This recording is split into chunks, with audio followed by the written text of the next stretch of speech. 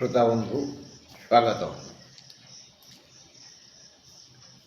आपण जानती कि रामायण रे जड़े प्रसिद्ध राजा थिले दशरथ। दशरथ मान तांको रथ 10 दिग को यात्रा करुला। सेथिपाई नाम सहित कामर संपर्क थिला। से दशरथ मरीगले केमती मारे मारला किए? आयुष पुरीगला। आयुष पुरीगला।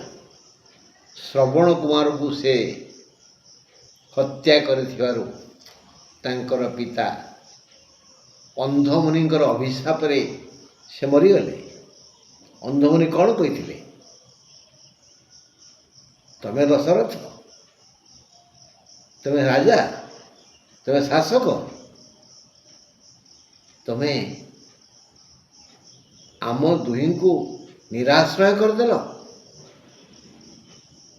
एबे पुत्र बिना आमे बंचीबु किपरि? आम मरण समय आमे पुओ को पाई पारलुनी। एणु मु अभिशाप देउची तुम मृत्यु काल रे तुमर पुओ तुम पाखे नथिबो। ए अभिशाप शुणी दशरथ मने मने खुशी होइथिले। किछि उत्तर देलेनी। तापरे से भाविले मु तो निसंतान, मोर तो पुत्र नाहंती, ये अभिशाप फलियो किपरि? हो विधाता की इच्छा कौन? कालक्रमे तांकर 4 पुत्र हेले।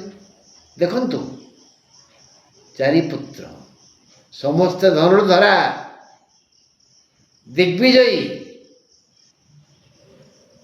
किंतु तांको मृत्यु समय तांको पाखरे केही नथिले। राम लक्ष्मण थिले जंगल रे, भरत शत्रुघ्न थिले केकय राज्य रे मामू घरे। अभिशाप वृथा जाएनी। ए दशरथंक मृत्यु पाई दायी किए? देवता माने, माँ सरस्वती, राम निजे, ना दशरथ स्वयं, ना कैकेयी, ना मंथरा, ना वशिष्ठ, ना भरत? किए? बंधु, ये प्रश्न उत्तर आमे क्रमशः आलोचना करिबा। आज एतिकी रहिली। नमस्कार।